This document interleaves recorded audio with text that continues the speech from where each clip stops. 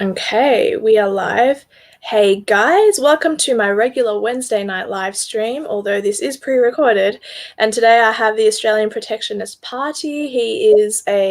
You are, a common internet presence on Facebook, and I'm assuming on other platforms as well. Thank you for coming on my show. I know it's been up and down until I could finally get you on. How are you? Yeah, I'm really good, thanks. It's been a warm one in Perth, but here we are. Yeah. Well, before we begin, I know you've been interviewed already once before by, what was it? Was it Maddie or was it? No, it was Maddie, right? Yeah, I've been on the XYZ live stream 3 times, and I've done a few other interviews with some other people, yes, but I'm really looking forward to this one. Why? I mean, I actually found it unusual that you reached out. I mean, I'm privileged and I'm happy to have you. Most people who ask me, I usually say yes if I find them interesting enough. Otherwise, I'm like, But what was it? What made you want to join me on my channel? Just because I've been a fan of your show. I watch you, every Wednesday night, and the fact that you've also, interviewed so many interesting guests in the last few months. I mean, you interviewed Fraser Anning, you've interviewed Daisy Cousins, you've interviewed some fairly prominent people, and yeah, I wanted to see if I could cash in on that as well, I guess. Well, I'm happy to have you. It takes a very, very low IQ person to be able to get those people on her channel, don't you think? No. Not I at think all. you've done very well. I'm just being silly. All right, cool. Well, let's begin first of all with why you have this media presence. Why are you the Australian Protectionist Party? What is it about? Why did you create the page, the channel, or whatever it is you have in terms of media presence? Why did you create it? Well, I'm the West Australian chairman of the Australian Protectionist Party. The Australian Protectionist Party started back in 2007, and that basically came about because at the time there was quite a void in Australian politics, certainly in nationalist circles at the time, because One Nation had sort of made a big impact around the late 1990s, but by the early noughties, One Nation had sort of fallen apart a bit. Pauline Hanson, I think, had sort of left the party and she was off doing other things like Dancing with the Stars. Yeah, so it sort of reached a point where I think, there was a lot of internal problems within One Nation, and it was just felt by a lot of nationalists at the time that, nationalism needed a new direction.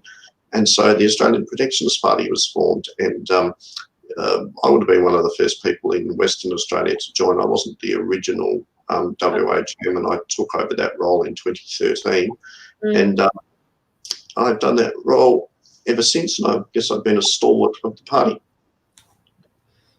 Well, there you go. So is this an official political party, or is it more is it more like a community, the way the United Patriots Front, like they never were an official political party, nor was I don't even think the ALA was an official party in that, like, nothing ever happened. So where are you guys categorized in that sort of totem pole? Yeah, we are an electoral political party. We did contest the 2013 election. We since allowed our registration to be to basically slide. We felt that it was better at this point to not be registered, because once you do get registered, you tend to get a lot of the Australian Electoral Commission tends to annoy you a lot with membership requests and financial audits and all sort of annoying stuff. So it sort of reached a point where we just said, yeah, okay, we're better off actually being deregistered now, for now anyway. But I think, more than anything else, we're sort of making what I call a contribution to the patriotic swarm. My view is that, there's a big change in the wind. I think that what's happening with the culture war, I personally think that what's happening at the moment is that we've kind of reached a point where we're at what I would call like a kind of peak liberalism, and which is sort of like, you know, the various elements of liberalism, postmodernism, cultural Marxism, political correctness being taken to ridiculous over-the-top extremes. And it's just reached a point now where more and more people are starting to realise we need to not go in that direction, because, you know, we are going way too far in that direction, and we need to push back in the other direction. And, you know, I think that consciousness is growing and building and gaining momentum all of the time, and I'm absolutely certain that it will continue to gain momentum, that the pushback against political correctness will only increase from here. And exactly where it leads, I don't know, but I do confidently predict that we are going to see some major social change in the next maybe 10 or 20 years. You know, what happens with regard to electoral politics, I don't really know. Obviously, it's been difficult for any micro party to make much electorally in Australian politics, because the system is kind of pretty rigged to you know, sort of maintain the status quo and keep the dominant parties in power. But I also think that, you know, at this time of radical social change, that anything's sort of possible. Anything's possible with regard to the changes that I think are coming. So, you know, we play our role. We play. You know, we have a website. We have a presence on Facebook and Twitter and YouTube and Gab, and, you know, we're just making our contribution to what I call the patriotic swarm. Okay, well, I think I agree with a great deal of what you said. I think it's true that we are gaining momentum, but the thing is, there's so much fracture in in the side of the people who see what we see. The thing is, though, there are white nationalists, there are normal patriotic Australians who consider anyone to be an Australian as long as they adhere to the rules and assimilate. There is so much hatred on the extreme part, right? You know, people who collectively hate a whole entire group of people. Where do you stand on all of that, and how do we heal that? I think it is a sorting out process. I think, you know, what I perceive as what's likely to happen is that, you know, it is basically something of a sorting out process that's going on. We are inevitably, it's a little bit like going down the what I call the rabbit hole. I think, you know, we're kind of living in an age now, living in a time of where sort of what I call like peak liberalism, a lot of brainwashing. Political correctness has sort of been like, you know, the dominant dogmatism in the modern day West. I think it's effectively replaced Christianity as being like the dominant dogmatism that sets much of the moral agenda. But like I said, that's been pushed back against, and that pushback's going to continue. But I think, you know, there will be inevitably, it's not like, you know, nothing sort of evolves too certain on its own sort of thing. Everything's evolving, changing. You know, divisions on the political right, I think, are completely inevitable. I think that will, you know, it's all a sorting out process, and you know, we'll see what develops. Well, a thought just came to me. Is it a sorting out process, or should we have it be as broad as possible? Because unlike the left, we do think differently about different things. Like, why can't everyone unite and stay friendly and civil, but then there be the pro-Israels, the nationalists, the, you know, whatever, the ones who are pro-choice, the ones who are not, because we're not all going to agree. Would you say that that's more realistic? Yeah, I mean, it's hard to say. Not everybody can agree on everything. I mean, human beings have a wide diversity of opinions, and you know, there's always going to be a bit of a sorting out process to see, you know, what are the best values that ultimately come to prevail. You know, that it just happens over time. That's fair enough. Well, I was curious as to your opinion regarding, so you said before that in 10 or 20 years, the social attitudes will change again. So what do you think has been the downfall what was the moment, the catalyst for everything that has taken place? Because Australia initially was known as, larrikinism and Yeah. laid back attitude and the ability to offend as a joke. Like, we are considered a laid back country, but that is slowly deteriorating. What do you think was the catalyst of that in this specific country, not like the world over? Yeah, I just think it's that dominance of what we know as political correctness, which is derived from cultural Marxism. It just became more and more dominant, more fundamentalist. People became also more and more fragile. People becoming like snowflakes, and kind of like we're living in a time of sort of dominant victim culture where everybody sort of wants to be a victim. People are easily offended, and people want to they want to be protected. And so I think we lost a lot of our sense of humor because people might have their feelings hurt or whatever, and that's sort of been considered the highest priority for some people. But inevitably, as we end up as a society of more and more victims, we've just become more and more soft-headed, and nobody wants to go too far in that direction because that has consequences. Do you think it does have consequences? Do you think that it began in like the early 2000s or more like the 2010s? Like, do you think it's sort of relatively new, like in the last 10 years? That's a very good question. I mean, being an observer. Ask intelligent questions. I do. Yeah, no, they are. Being an observer of the culture war, I mean, I think myself that political correctness probably really began to make a really strong, serious impact. Probably right back in the late 1980s, to be honest. Oh. I do. I think it started to become, dominant back then. And then going further into the 90s, it just sort of progressed along, and then it just sort of like seemingly got worse and worse and worse. But now I think just in the last maybe 3, 4, 5 years, I believe that we've reached what I would call a tipping point. It's reached a point now where people are sick of political correctness. They're done with it. I mean, it has its hardcore supporters, but most people who are politically correct, right, are not really what I would perceive as being hardcore cultural Marxists or anything like that. They're not.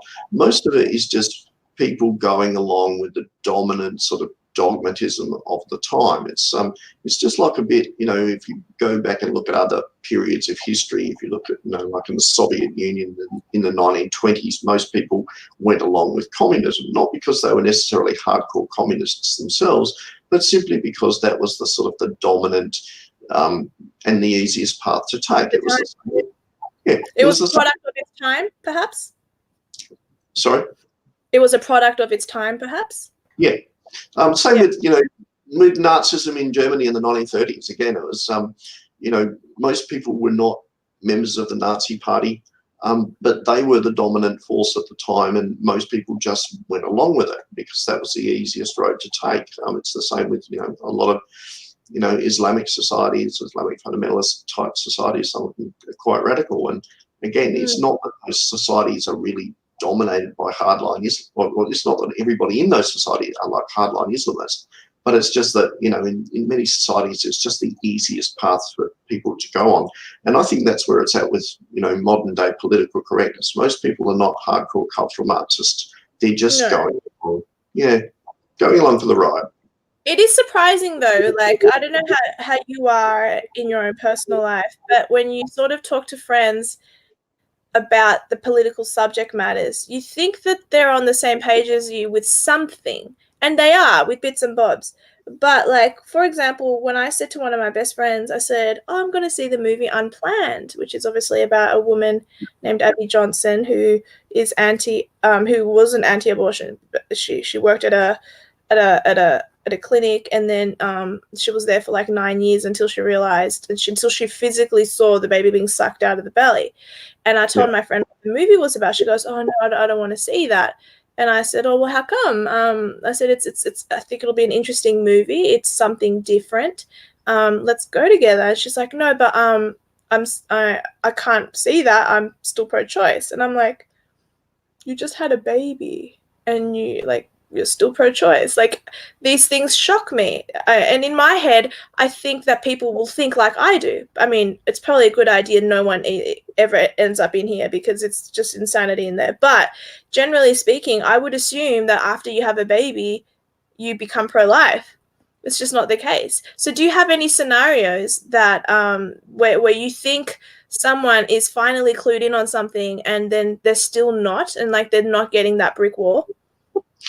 Yeah, I think there's always going to be an element of that. You think that, this person's a really sensible person and they'll think this way or they'll think that way or whatever, and then they don't necessarily do so. I've had the pleasure recently of reading a wonderful book. I don't know if you've ever heard of it, but it's called The Righteous Mind: Why Good People Are Divided by Politics and Religion. And it's written by an American author, Dr. Jonathan Haidt. And No. it's a brilliant, brilliant book. Really, really, I would describe it as a breakthrough in human evolutionary psychology. And it basically kind of explains why we actually have the sort of political divisions that we do. And a lot of it really kind of gets back to the fact that, there is kind of like polarity in the way that human beings think. We are, some people are like stronger on one side of the brain than what other people are stronger on the other side of the brain, sort of thing. And it's like, they've actually worked out increasingly by using brain scan imaging that, the people on the political left, really do think differently to people on the political right. And, it is because, we have different genes, our brains work differently. And a lot of the way that we think is really already like pre-programmed. A lot of it is that, we are thinking in a certain way because our genes lead us in a particular way. And so, we have that tendency to want to, demonize people on the other side of politics. But it's not really that we're not really as terrible as, the other side thinks we are, sort of thing. All right. So in what you've said then, you are not a Christian and I am. So how have we ended up on the right politically anyway? I find that somewhat intriguing. Well, I think, people people on the nationalist sort of right side of politics are, probably fairly broad, really, in their political or religious views. There's a lot of, it's rooted in libertarianism, traditionalism. Obviously, Christianity is part of that. But yeah, I think a lot of it just does get back to the, we are probably programmed in one way to think in a certain way. And, I mean, it's the same with religion. I mean, religiosity itself is ultimately has a genetic basis. I mean, like the scientists have done the research, the more that they actually research genes, for example, the more they find that, that there are genes that will sort of like, indicate why some people believe in God or believe in a deity or a divine source or whatever. That doesn't make sense. So someone who becomes a Mormon, you can tell they're Mormon by taking the blood test or something, and someone who's a Lutheran, you can tell what they are based on their genetics. That's silly. That doesn't make sense. I know what you're saying. Morgan Freeman did a docu-series called Finding God or something like that, and they tested an atheist as opposed to a believer, and there is a difference in their brain and all that kind of stuff. But you can't genetically, unless you're Jewish, which makes sense because they are a long lineage of people from the time of Abraham. Unless you're Jewish, though, there's no religion attached to blood. Like you can be Indian and Hindu, right? Yes, that's a product of its time, a product of its geography. But you can be Indian and also be a Christian. So I don't know what study that is from, because that's so unusual to hear. Yeah, again, we're also obviously we're influenced by our genes, but we're also influenced by our social environment. And obviously, if people are, if a child is brought up with two Christian parents, for example, there's a pretty good chance they're going to end up Christian as well. So if their environment, that's true. Yeah, but that's more environment. Yeah. So it's not just specific. I mean, there's no specific gene for Hinduism, for example, or there's no specific gene for Shintoism, or but there are genes for a belief in God. There are genes for religiosity, and I mean, religiosity is something that's it's been a very powerful and potent force throughout history, because religion has been, in one sense, very beneficial to humanity. I mean, if you look historically at the different religions and the role that they've played throughout history, I mean, religion has an effect of sort of binding communities together. It sort of helps people to have rules for living that helps them to get along with each other and live harmoniously with each other and set standards and set values. And so, people who make people conscientious and make people, care about their community, be altruistic instead of hedonistic and selfish sort of thing, which is, I think one of the big problems that we have in the modern day West, is we're sort of losing our, religiousness. We've become, increasingly materialistic and hedonistic, and that has consequences. But, historically, religiosity was very useful. And so, people have passed on, their genes that sort of favour people being more religious. But yeah, there's a big genetic factor there. But you're right, genes are not everything. It's also our social environment as well, and the different, the information and knowledge and that we acquire, and that, yeah. Yeah, I didn't mean to like outright dismiss what you said and say, oh, that's retarded. I didn't mean that against you. I meant it against the study or whatever it was you were quoting. Yeah, that's good. Yeah, I don't know. I was just making sure that I didn't offend you or something. Yeah. No, not in the least. Not in the least. Okay. I've been told I need to be more careful about people's feelings, so I'm trying to be more lefty. That sounds so stupid coming out of my mouth. Anyway, all right, let's move on.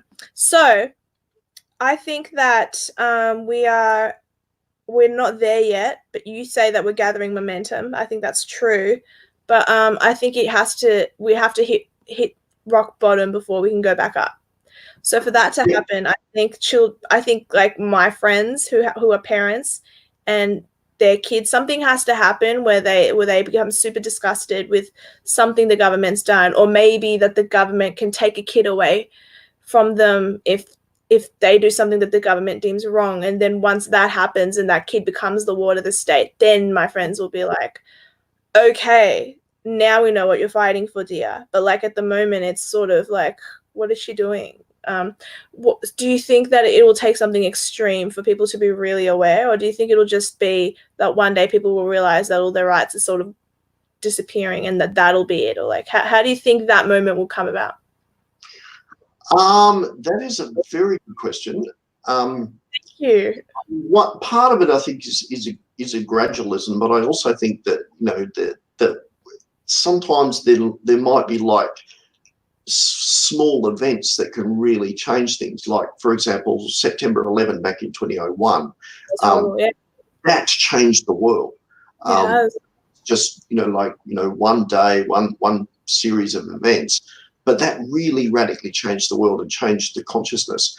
And it's one of those things. I mean, we've sort of got an ongoing terrorism threat in Australia, and not just in Australia, but also throughout the Western world. And even just the other day, there was a horrible knife attack in the UK on London Bridge. And I think a lot of this sort of thing, it's sort of changing the consciousness as it becomes increasingly obvious to more and more people that, you know, multiculturalism, for example, is not really taking us on the road to paradise. It's kind of taking us to the other road.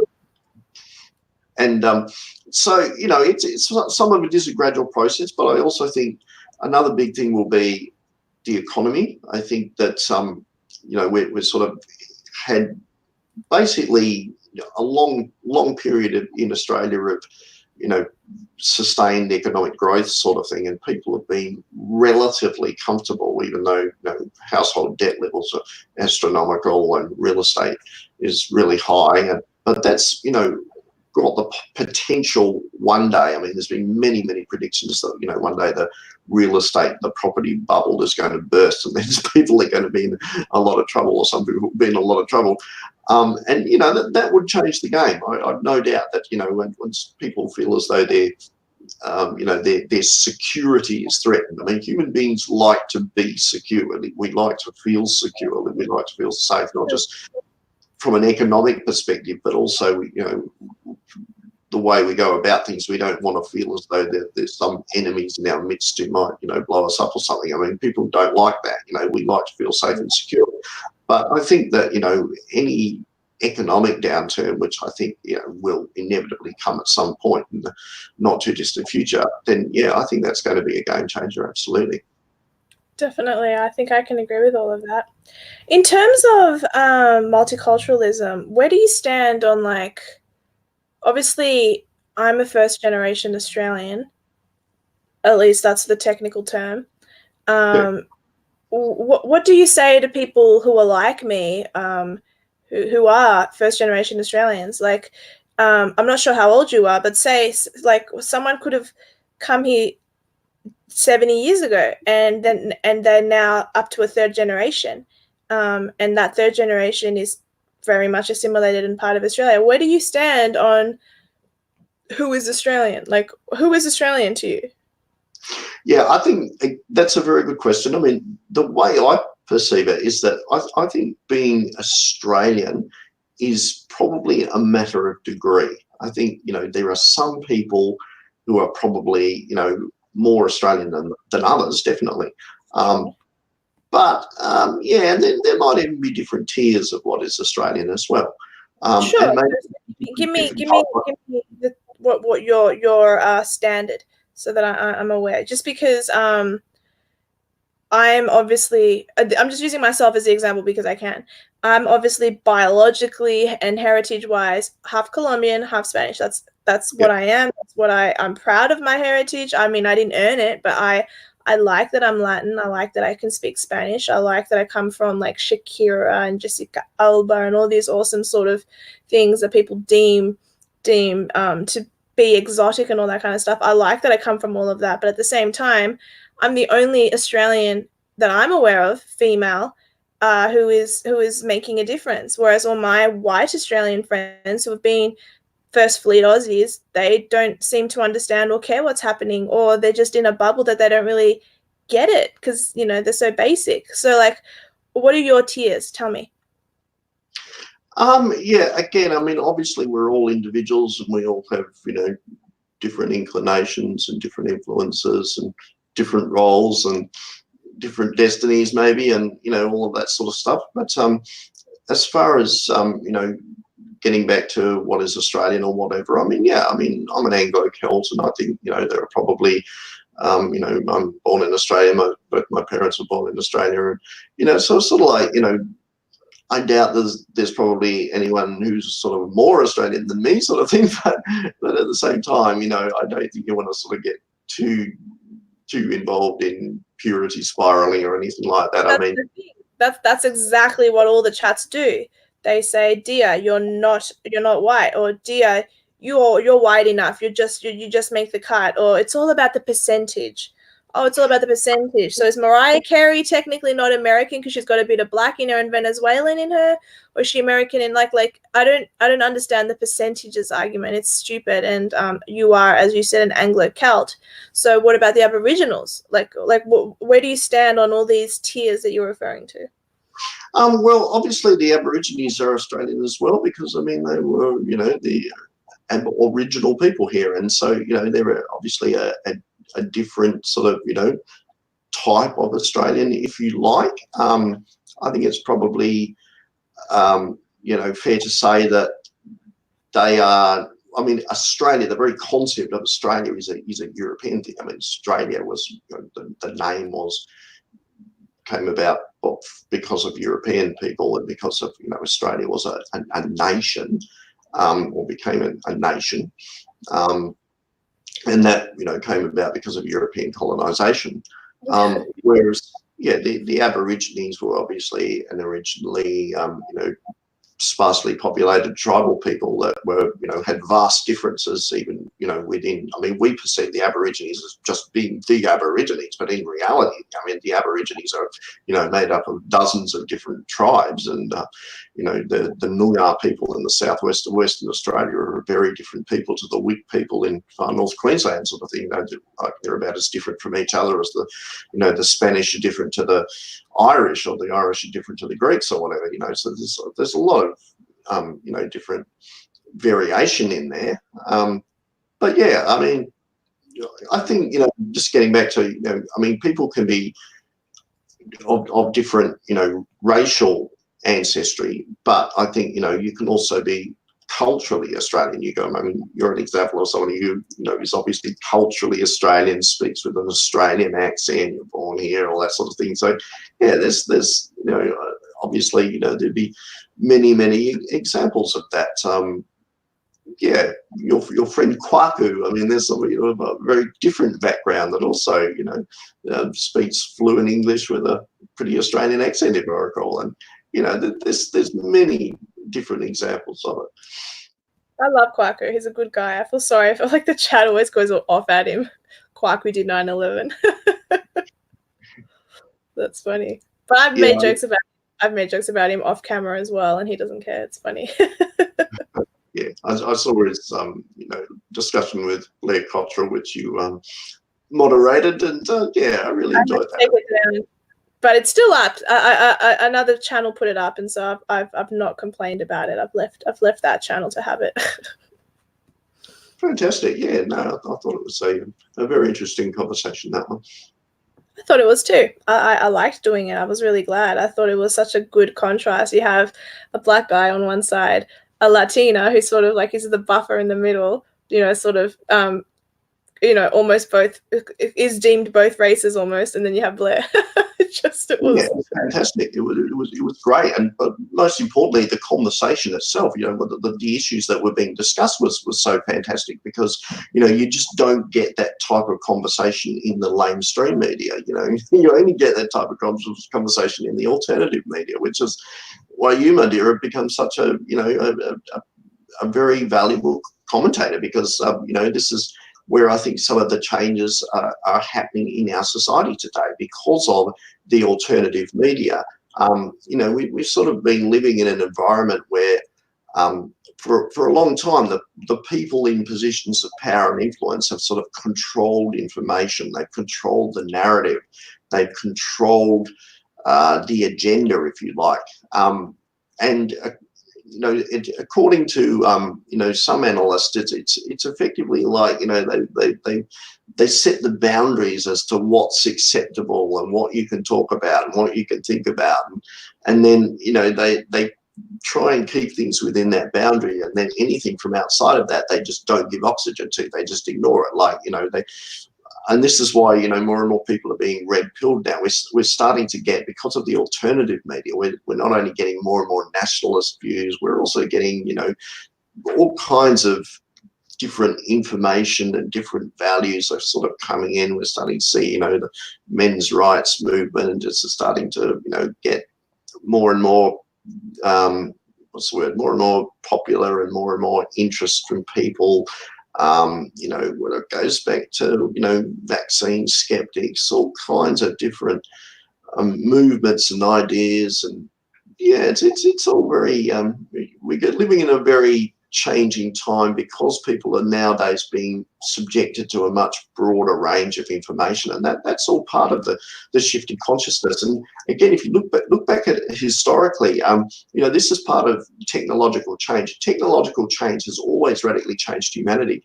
One of Yeah, two of the biggest things that changed human beings, I think, or changed the modern Western world, were technological changes going right back to the early 1960s. And one was the invention of the birth control pill, and the other was the widespread proliferation of television. Those were two monumental changes that occurred in the Western world in the early 1960s. They were technological changes, but they also prompted radical change in the society. And I think we're seeing something similar now, because we've got the rise of the alternative media. That also is radically changing our society, and it will continue to radically change our society because, people are simply being subjected to a much broader range of information, and the controlled media, the establishment, is not able to control things in the way that they have been able to control things for the last few decades. And, it's a very exciting time in which we're living now, I think. Well, yeah, it's exciting, but it's also scary because, like, with the olden days, with the TV, it was like, the Brady Bunch and those sorts of shows. Those were wholesome shows that were encouraging wholesome, pure family values. But now, like, the shows like Modern Family, which I have the first 4 or 5 seasons and I enjoyed it, and it doesn't bother me to see the two men together with their daughter. It actually doesn't affect me the way maybe it affects other people and makes them shudder. I don't feel disgust or anger or hatred towards them, but I feel frustration that these TV shows are trying to normalize something that is technically considered to be sinful. I don't want people being mean to gay people. I don't want people hurting them. I don't want anyone bullying them. But at the same time, I don't want that being normalized either. And so, I just wish that we were in a time where we were still, families still eat around the dinner table and, all that kind of stuff. So what are your thoughts? Yeah, again, I can understand where you're coming from there. It's, we are living in a time of, this sort of, what I call peak liberalism. It's sort of like, I don't know if we've actually reached peak liberalism yet, but I think we're certainly very close to it if we're not there now. And, we're seeing those people with, homosexuality, for example, is something that, many years ago, going back to, say, pre-1960s, before what was known as the countercultural revolution in the 1960s, homosexuality was sort of like largely taboo in Australian society. It was largely taboo in many sort of, Western societies. Okay. It was effectively, as it is through the vast majority of, cultures throughout the world today, and as it has been, well, it's been historically. But it was only sort of, in recent decades that, we've sort of gone from giving homosexuality a red light to nowadays we're giving it a bright green, shiny light sort of thing. It's like neon lights, come this way. It's a radical shift. And you're not religious, so where does your perspective on homosexuality come from? What's the basis of, what's the foundation of your thoughts and opinions on that? Look, I don't really want to go too much into homosexuality. To be honest, it's not an issue that. Well, we're just touching. Sorry. We're just touching on it. Yeah. To me, it is what it is, sort of thing. It's part of just listening to an evolutionary anthropologist. I don't know if you've ever heard of Dr. Edward Dutton. He's a brilliant commentator who makes lots of videos on YouTube, and he was saying recently about that homosexuality is likely to be caused by certain genetic environmental factors. Oh, genetic factors. Yeah, okay.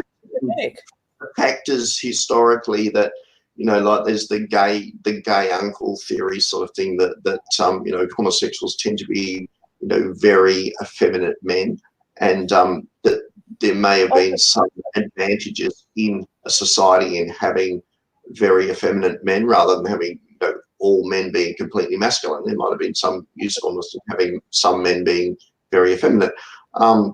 It's probably an evolutionary adaptation, but obviously it also, I think, becomes a case of when societies red light something they say no to it, and then inevitably you get less of it. Whereas when you greenlight something, then inevitably you get more of it. It's like, if you give a green light to homosexuality, inevitably, we get more and more homosexuality because society's green lighted it. But it's like that with a lot of other things as well. It's like that with, if you greenlight incest, people will, you'll get more incest. If you greenlight cannibalism, you get cannibalism. If you greenlight, prostitution, we get more prostitution. Yeah, there's many things like that. And, I think it is, we are living in a time now of, sort of like extreme liberalism in some ways, and I think that'll change. I think it will evolve. It always has before, and I think it will again. But this is the age in which we are living now, so it is what it is. Well, regarding we were going to touch on China, I know, so I'll just bring that up and in case I forget. What are your thoughts on what's happening there in regards to so the culture here has changed in the last couple of years. That's blatantly obvious.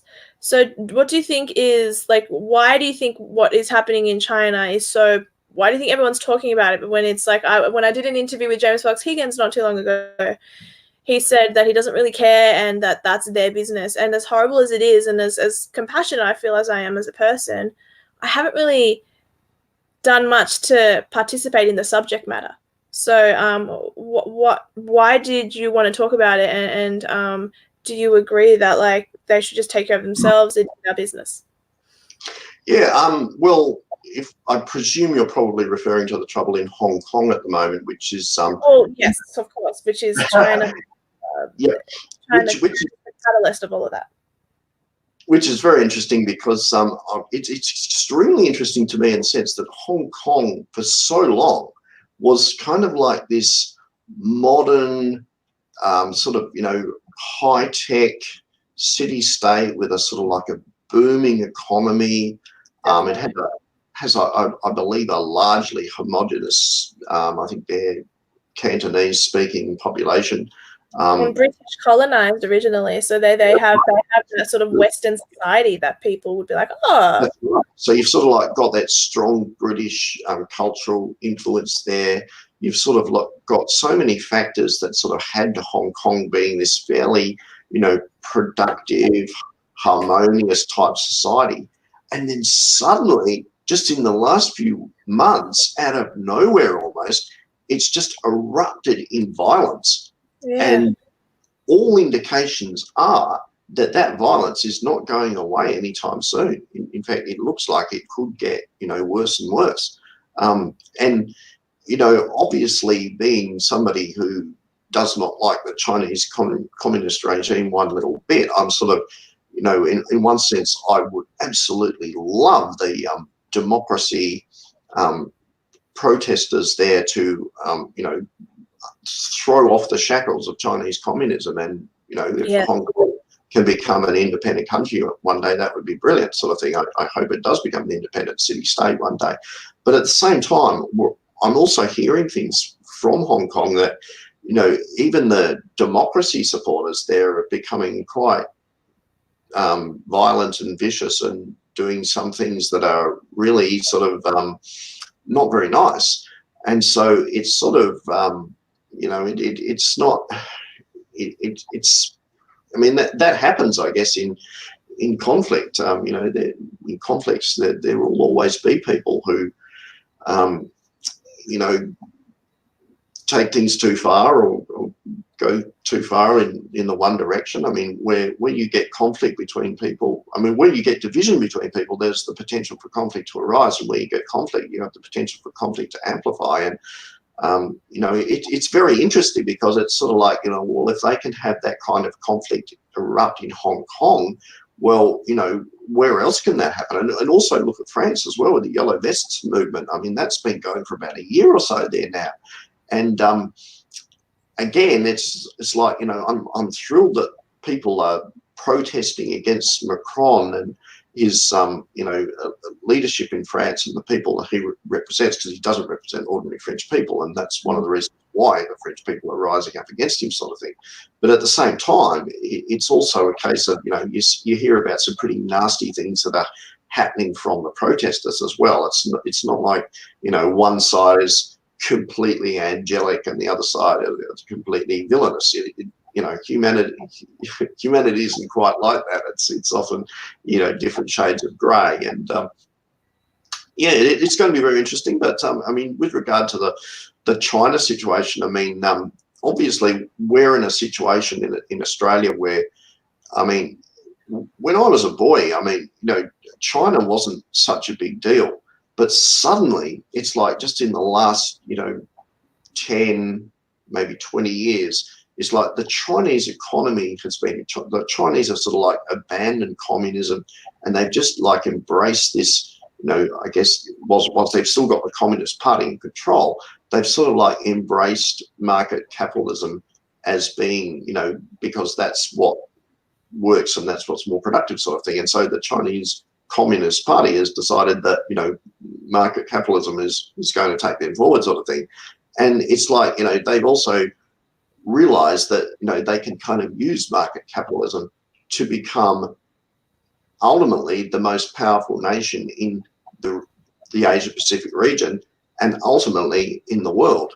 And, you know, that's what they want to do. That's what they're trying to do. And here we are in Australia believing that we can, you know, sort of like play games with the Red Dragon, that we can sort of like allow them to buy enormous amounts of Australian assets, real estate assets, even key strategic assets like ports and energy supplies and I think electricity, all this sort of stuff here in Australia. And it's kind of like, whilst at the same time, we're also importing great numbers of ethnic Chinese into Australia. And whilst we got, you know, like thousands upon thousands of them coming to our universities, we've got large numbers of Chinese people. You know, that in some ways they've almost like taken over the universities. Well, not taken them over, but they're very influential in the universities. And, you know, it's like the game is completely changing. It's like, you know, our politicians have been asleep. They've either been asleep at the wheel or whatever it is, but they think that, you know, we can just trade our backsides off with China, that we can just, you know, continually trade with China, but we don't have to be too concerned about the broader geopolitical side of things. And, you know, I believe that our mainstream politicians have basically been crazy. They've been blinkered. They've been asleep at the wheel. But that is starting to change now. It's starting to change because of some of the increasing developments that are happening. And again, it's very, very interesting. It is interesting. I think part of the issue is, first of all, China is capitalist, communist.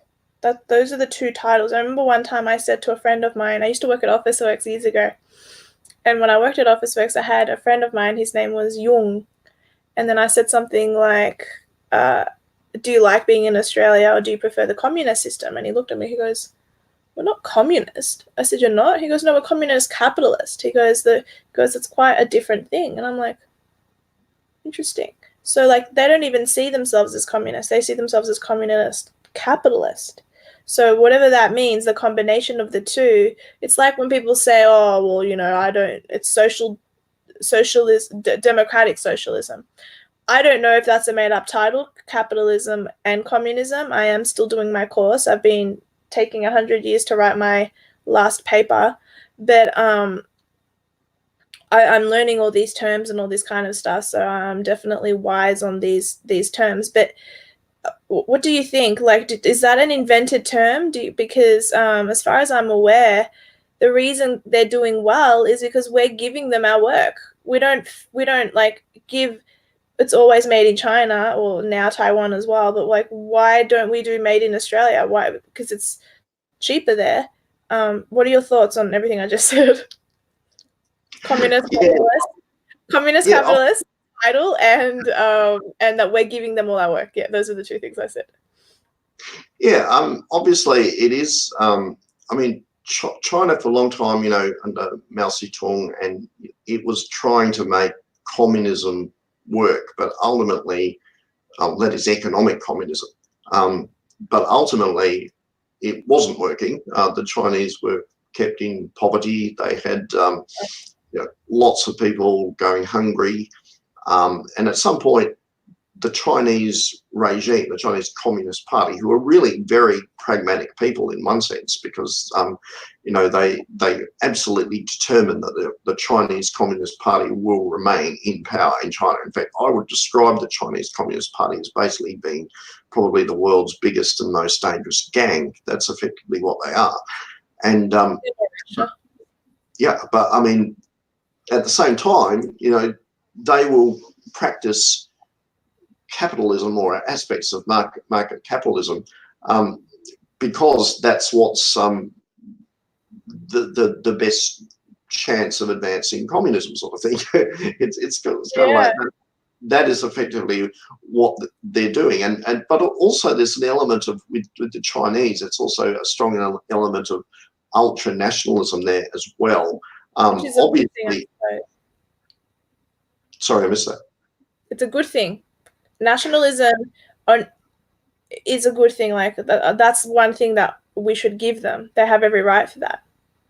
Well, nationalism itself. I mean, nationalism. Pride in country. Pride in yes. Yeah.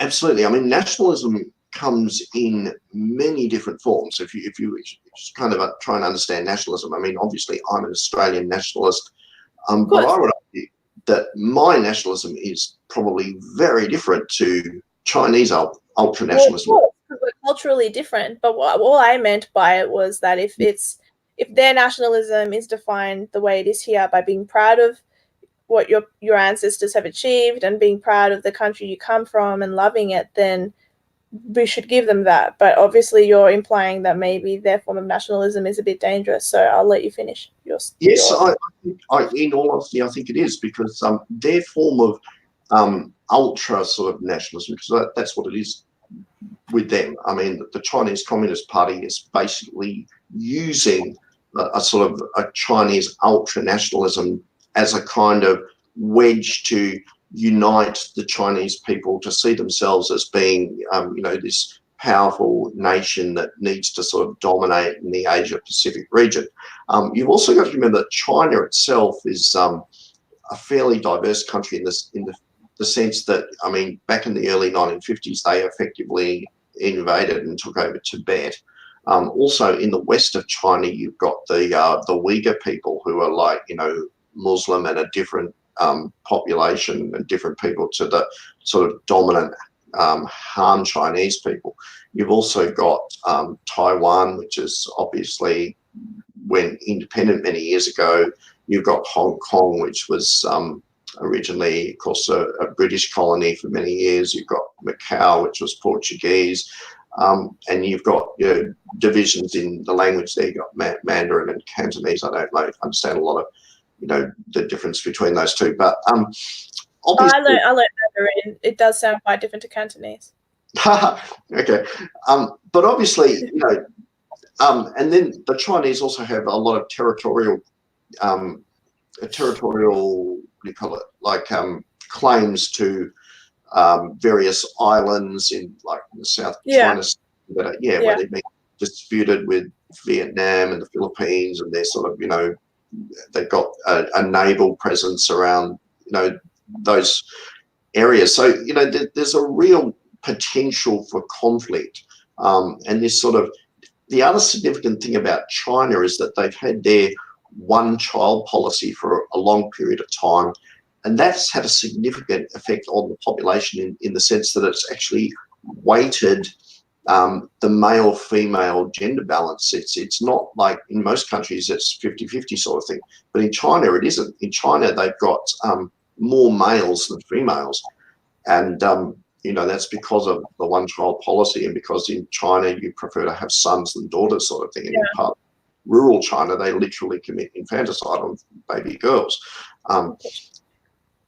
and so that kind of that can have a potentially dangerous effect on the society, where you get large numbers of males who have little or no chance of being with a female, little or no chance of marrying, and so that can potentially become a bit of a problem in the sense that that's more political though. That's not.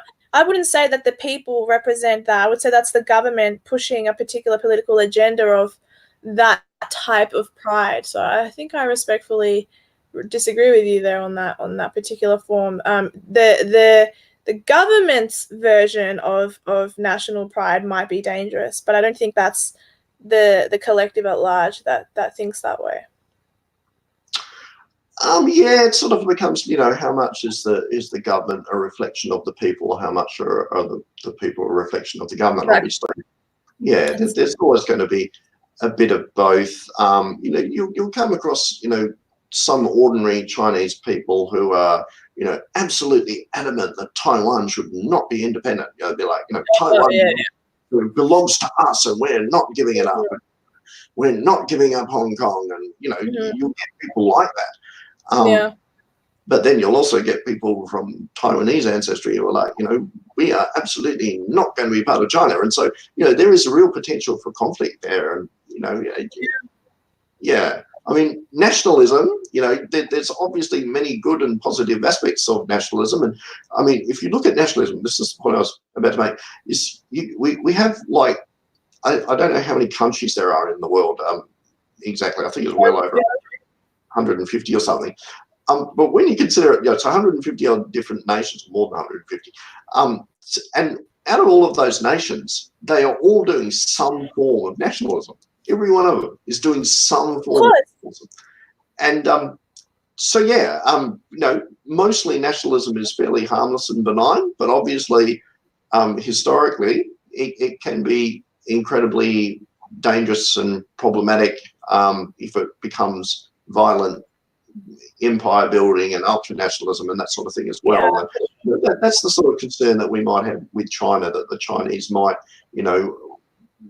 go off on a sort of empire building dominant sort of spree, and especially as they're using their economic power. I mean, they've got so much economic power now. They've become so wealthy, and they've got a lot of significant billionaires, and they're fast becoming the world's biggest economy. They're not there yet, but they're becoming the world's biggest economy. They're a superpower. They're a superpower for sure. Yeah, and so they're able to sort of spread their tentacles around a bit, and they've got a considerable presence in Africa. They've got a presence in Sri Lanka. They've got a presence in the Pacific. So absolutely, we need to be wary of China, and I think the best thing that Australia can do, I mean, the big mistake that we've made is that we've sort of made become so reliant on China for trade, and that's a mistake. We sort of put all of our eggs in one basket when it comes to trade. It's sort of like, we've got these cheap Chinese imports sort of thing. And, that can be, it's been very problematic from a geopolitical perspective to have all of your eggs in one basket.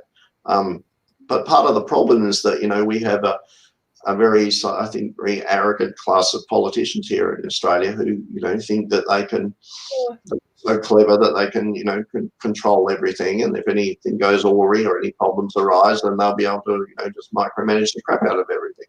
And I think they're very silly. I think they're playing with fire, and I think that inevitably, the chickens come home to roost, sort of thing. Very interesting. Yeah, sorry, go. No, I just said yeah. You said very interesting, and then. Yeah, very interestingly, I don't know if you saw on 60 Minutes a couple of weeks ago, they had that Chinese defector on there. His name was Wang somebody or other. Oh, actually, I didn't see that. Yeah, which was really, really interesting because, I mean, there's been some speculation that this guy was like, either not a high-level defector or he may have had his own agenda. Some people were speculating he might have been a paid actor or something like that. I don't agree with that myself. I think he is absolutely genuine. But what's significant is that, this guy was on Australian television and he was revealing things like, that the Chinese have got a plan to infiltrate the Australian Parliament, that they're heavily involved in spying on Australia. All about it. Yeah. That's good. And the fact that it was on television, I think, is an absolute game changer, because you can see now that our leadership are responding to it. It's like they know, oh no, this guy was on TV. It's like, now we have to, like ScoMo, Scott Morrison, our Prime Minister, announced, I think it was today or yesterday, where he said that, now we're setting up some $88 million task force to sort of counter the foreign espionage threat or something. It's like, suddenly... It could be a diversion. Channel 9, I would say, is part of the establishment. That could be a diversion. That could still be a plant. But it's good that we know about it. Because did you watch the 60-minute segment where they had Prince Philip, or was it Prince Andrew? Prince Andrew. And how they said, they didn't really say that. They said a couple of things that clued to me that it was a very good news story, but still very much establishment controlled, with the things that they said about Epstein's suicide and all that kind of stuff. So that, I haven't seen it, so I'm obviously just speaking out of my ass right now, but it's possible that that's still very establishment led, that piece that you're talking about with the Chinese fella.